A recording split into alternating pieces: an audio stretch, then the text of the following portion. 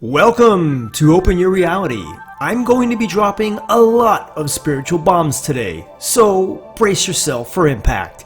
If you've been watching my channel, you know that I post a lot of videos about simulation theory. I feel there is a very strong possibility that we are indeed living inside a computer simulation. And it's not just me. Very intelligent minds across the world are concluding this point. Elon Musk, one of the great innovators and minds of our age, believes with almost 100% certainty we are simulated. I understand you may not believe in the simulation argument, and that's perfectly fine, as I'm not trying to convince anyone of anything. If you want to watch this video for entertainment, or just find out what simulation theory is all about, then stick with me.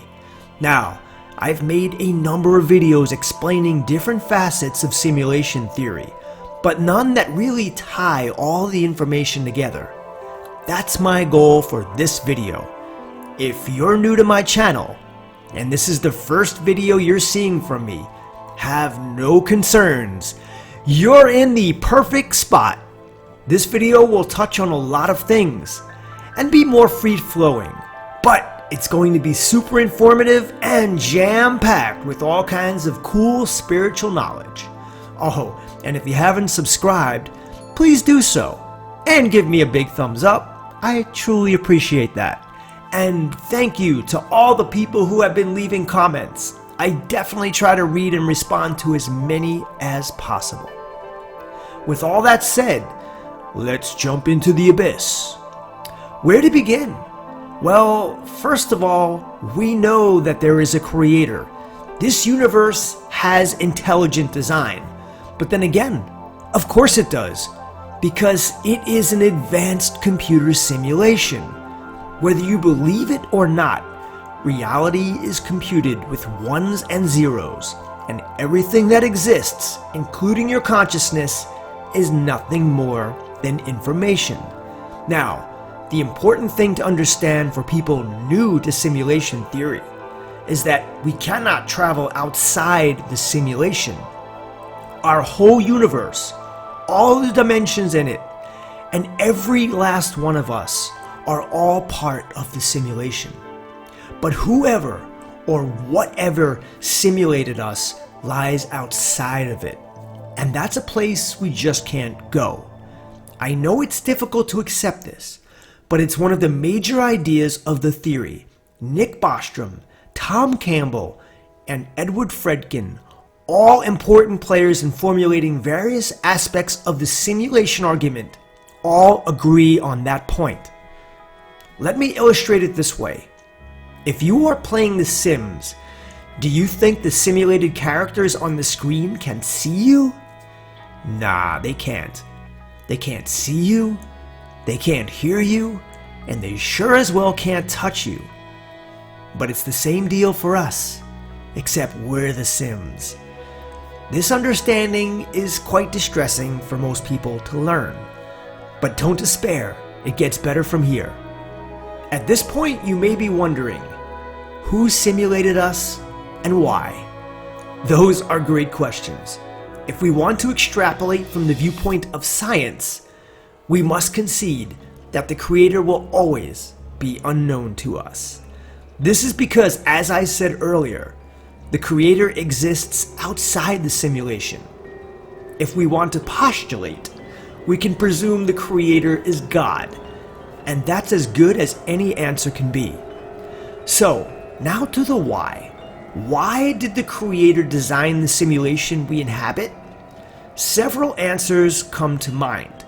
If we believe Nick Bostrom, then it was created to study ancestor simulations. Others believe our simulation to be nested, meaning that we are a simulation inside a simulation inside a simulation, and on and on. However, if we agree with Tom Campbell, then we would view reality as a virtual reality trainer for consciousness. Whatever the reason we were created, whether it serves a grand purpose or none at all, the value we assign to it is all that should really matter, I personally believe Tom Campbell's view to be the correct view. It's that our reality was created for us to learn and evolve, and it is not nested or an ancestor simulation. In that sense, we can look at it as a super advanced multiplayer full immersion game that we all take part in. Let me talk a bit about the entire simulation and how it works, because this is the part that confuses a lot of people. Most people believe our known universe to be the entire simulation, but in fact, it's just a small part of it. I know that sounds difficult to believe in a universe as big as ours, but let me explain by talking only about our universe. I'm talking about the one we can see with our eyes and telescopes. This has nothing to do with the worlds and dimensions unseen, the ones that we access through meditation, death, and traveling out of body.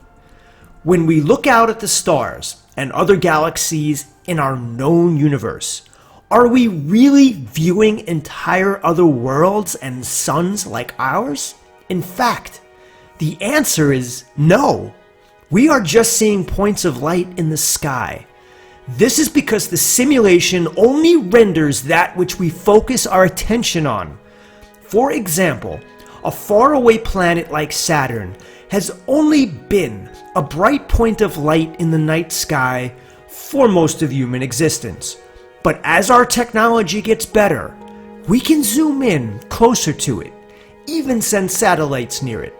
The universe then renders a more detailed image of Saturn to us. But for the 99.9% of space and matter beyond our solar system, it's just light we see. None of it is rendered in detail unless we focus on it. This allows the computer generating our simulation to conserve a ton of computing power. It works the same way in any video game. All that we can see and experience around us, which is the Earth, our solar system, and the universe, is just one virtual reality frame within the entire simulation. But there are many, many more virtual reality frames in it. For example, there is a different reality frame for the afterworld, which is where our consciousness goes when our physical body dies. Of course, our bodies are not really physical, they're virtual. But it would confuse you if I said our virtual bodies die. What about all the other virtual reality frames I just mentioned? Well, they're environments that contain other worlds and beings. Some are similar to our universe, and others are quite different. We know this because consciousness can traverse any virtual reality frame within the entire simulation. Advanced yogis, adepts, and people like Tom Campbell have traveled to some of these other reality frames and reported what they saw. This is subjective science, so it is not given nearly the same credibility as anything explored in the objective world. But if we believe these people, then these other virtual realities do exist, and they're all inside the simulation. But, you may ask, why is our world, our universe, the only one that we ever experience? You would think that, but what about the dream world? Have you ever considered that the dream world is in some ways just as real as our so-called physical world? I mean, when you're in certain dreams, it feels real, does it not? You experience emotions there, you can see detail and color, and somehow everything in your dream is illuminated even though it takes place inside your skull, where no light ever shines. Ever think about that? Why is that so? The answer is because there is no sun, there are no photons, and everything is simply information. That's why the little boy in the Matrix told Neo that there is no spoon. The spoon is just a metaphor for the nature of existence. I hope you're following all this. I know it's complicated, and I'm sorry if I lost you somewhere. I'm doing my best to make it as simple as possible. So, you may be wondering why the simulation has all these different virtual reality frames. The reason is because each one is tantamount or represents a different level of conscious evolution. God, I so sound like the architect there. But I digress. Concordantly, Tom Campbell often compares our world to a kindergarten, where we all have a lot of growing up to do. I have to agree with him on this point. Just look at the state of our world. It's obvious we're not highly evolved as a collective group. However, more highly advanced reality frames exist. Actually, many of them. These reality frames possess beings, still virtual of course, with consciousness that are way more spiritually developed than ours. This is not to say they are perfect, just more developed. And this brings up yet another question you may be wondering. How does consciousness work inside this whole vast simulation? Well, it basically inhabits a body, but it doesn't have to. We are all individual units of consciousness, making our own free will choices. The choices we make either evolve our level or lower it. Very similar to a game. We can level up or drop down. Wow, there's so much more to say. From here, it gets a little complicated, and it's going to take time to explain. So I think I'll make a part 2 to this video, if you don't mind. And there might even be a part 3. Thanks for staying with me until the end. Again, if you like my content, please subscribe and share it as well. You can check out part 2 of this video right here. It may not be present until a few days after I post this video, but rest assured it will eventually manifest. And I am becoming exceedingly efficient at that. Okay, I'll see you in part 2.